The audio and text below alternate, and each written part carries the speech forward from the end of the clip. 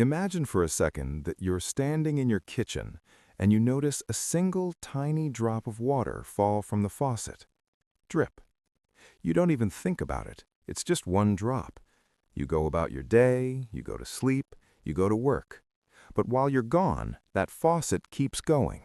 Drip, drip, drip. When you come home, the sink is full. A week later, the kitchen floor is damp. A month later, the foundation of your house is rotting. This is exactly how most people end up broke.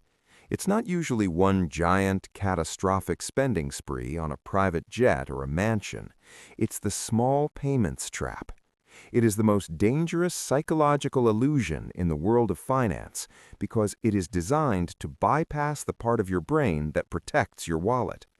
Today, we are going to pull back the curtain on why your brain thinks $20 a month is nothing, but $500 at once is too much, and how this tiny glitch in human evolution is being used to keep you away from ever building real wealth. The illusion of only. Think about the last time you bought something online. Maybe it was a new pair of shoes, a gadget, or a subscription to some software you thought might be useful. You saw the price tag, $300. Your brain immediately reacted. You felt a pinch in your chest. That's actually a documented phenomenon called the pain of paying. Neuroscientists have found that when we see a high price tag for something we're about to buy, the insula, the same part of the brain that registers physical pain, lights up.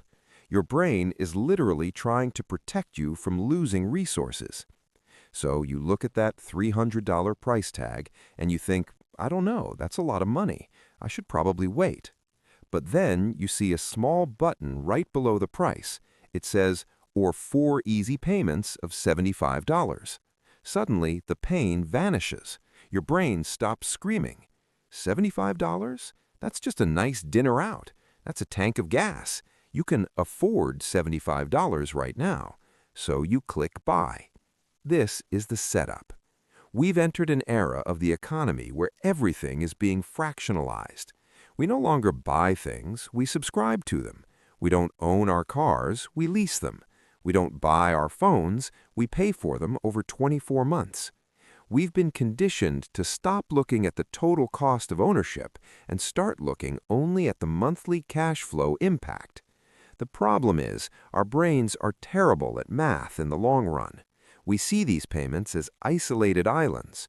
We think it's only $10 for Netflix, it's only $15 for the gym, it's only $30 for that buy now, pay later pair of jeans. But money doesn't live in a vacuum. These onlys are like tiny leeches. One leech won't kill you, but if you have 50 of them attached to you at once, you're going to pass out from blood loss before you even realize you're in trouble. The psychology of mental accounting. To understand why we fall for this, we have to look at a concept in behavioral economics called mental accounting. Humans don't treat every dollar the same way. Logically, a dollar is a dollar, but psychologically, we put money into different folders in our heads. We have a rent folder, an entertainment folder, and a small change folder. When a payment is small enough, usually under $20 or $30, our brain files it into the small change folder. We treat it as if it's practically zero. This is why you might agonize over a $200 increase in your monthly rent, but you'll sign up for 3 different $15 streaming services without blinking. The companies selling you these services know this. They know that if they can keep the number small enough to stay in your small change folder, you will never audit the expense. You'll keep paying it for years, even if you stop using the service. Let's look at a guy we'll call Mark. Mark is 28, has a decent job, and feels like he's doing okay.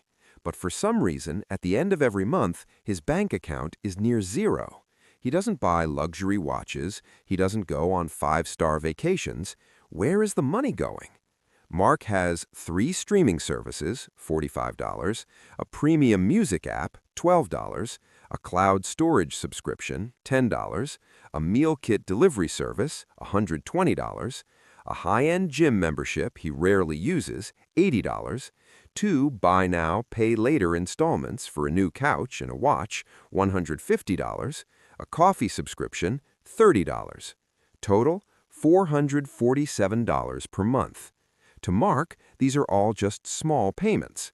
But that $447 is over $5,300 a year. In 5 years, that's over $26,000. The danger of the small payments trap is that it creates financial friction. Building wealth is like trying to get a heavy car moving. You need a lot of force, your income, to get it rolling. But every small recurring payment acts like a tiny pebble placed in front of the tires. One pebble is nothing, but 100 pebbles create a wall that makes it impossible to move forward. The death by 1,000 cuts economy. We are currently living in what economists call the subscription economy. In the past, if a company wanted to make more money, they had to convince you to buy a new product. Now they just have to convince you to never stop paying for the old one. Think about how software used to work. You'd go to the store, buy a box for $400, install it on your computer, and you owned it forever. Now you paid $20 a month. Over 10 years, you've paid $2,400 for that same software. This shift happened because corporations realized that small and recurring is much more profitable than large and one-time. Why? Because of inertia. Once a small payment is set to auto-pay, it becomes part of the background noise of your life. It takes cognitive effort to go into your settings, find the cancel button, which they always hide, and confirm that you want to leave. Most people are cognitively lazy. We'd rather lose $20 a month than spend 10 minutes navigating a frustrating cancellation menu. This is the frictionless trap. Technology has made it so easy to spend money that we don't even feel it. When you used to have to pull a physical $20 bill out of your leather wallet and hand it to a person, you felt the loss. Now you just tap your phone or click a one-click buy button. The physical sensation of spending has been removed, leaving only the dopamine hit of the new purchase. The opportunity cost, what you're actually losing. Here is where it gets really painful. When we fall into the small payments trap, we're not just losing the money we spend, we're losing what that money could have become. This is the concept of opportunity cost. Let's go back to Mark and his $447 of monthly small payments. If Mark took that $447 and instead of feeding the subscription leeches, he put it into a simple index fund returning an average of 8% per year, do you know what he would have after 30 years? He wouldn't just have the $160,000 he spent. Because of the power of compound interest, he would have over $600,000. That's the small payment reality. That $15 streaming service isn't costing you $15. If you're 25 years old, that $15 subscription is actually costing you about $20,000 in future retirement wealth. When you see it that way, does that extra streaming service still feel like only $15? Probably not. Wealth isn't about hitting a jackpot. It's about protecting your seed capital. Every dollar you have is a seed. You can either eat the seed now, the small payment, or you can plant it and let it grow into a tree. If you eat all your seeds because they're just small snacks, you will never have a forest. The cognitive load of debt. There is another layer to this trap that people rarely talk about: mental bandwidth. Every recurring payment you have is a thread in your brain. Even if it's on auto-pay, your subconscious mind has to keep track of it. Do I have enough in the account for the gym membership? When does the car insurance come out? Did I cancel that free trial? When you have 15 or 20 different small payments going out every month, you are experiencing decision fatigue. You are constantly managing a complex web of outflows. This drains the energy you could be using to think about how to increase your income or how to invest more effectively. Rich people generally try to keep their lives simple. They want fewer payments, not more. They'd rather buy a car in cash and never think about it again than have a low monthly payment that hangs over their head for 6 years. Poor and middle-class people often do the opposite. They collect payments like they're trading cards. They feel rich because they have the stuff now, but they are actually becoming poorer every month as their cash flow is strangled. Breaking the trap. The financial fast. So, how do you escape?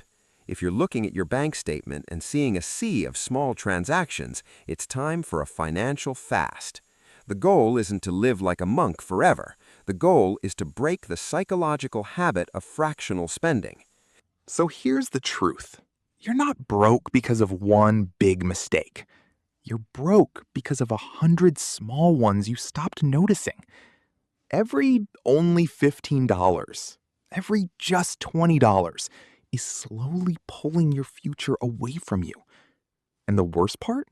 You don't feel it happening. That's the trap. Because while you're focused on what feels affordable today, you're quietly giving up what could have made you wealthy tomorrow. The difference between staying stuck and building real wealth isn't about earning more. It's about seeing the game clearly. And once you see it, you can't unsee it. So the next time you see only $19 a month, remember the dripping faucet. It never looks dangerous at the start. If you want to understand how money really works and learn how to actually take control of it, follow the channel. Because once you fix this, everything else starts to change.